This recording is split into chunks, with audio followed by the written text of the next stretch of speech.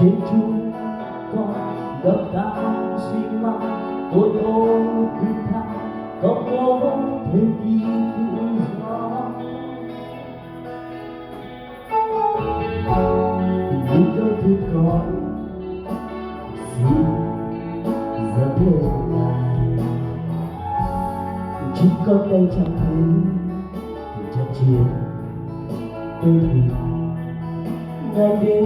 vì con đau khi cùng con bao tố đập tan tâm linh dịp lại đôi mắt nhìn thấy thật tin ngày đây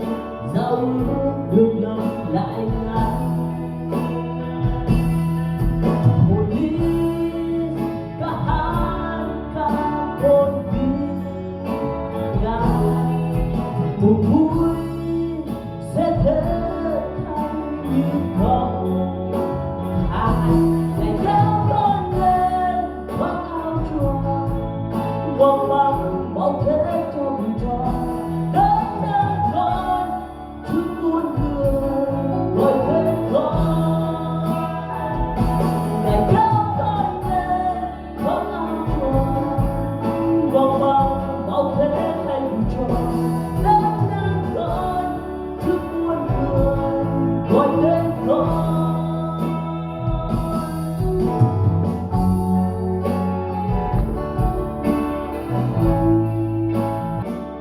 trong bóng hương ngài đất nguyên thấy chạm đến còn chân dài ôm vội là đâm được sự dấu đậm toán năm thân tin ngừng tin trên chung còn đâm ta xin mà đôi ô được khai có phố thời kỳ tự do những đâu thứ con xin dẫn lên ngài chính con đây chẳng thấy vì trận chiến tôi cùng ngày đêm vì con đau tim cùng con bao tố đập tan tâm linh dịp lại đôi mắt người thấy thật tin ngày đây giao ước được lập lại ngài hồn linh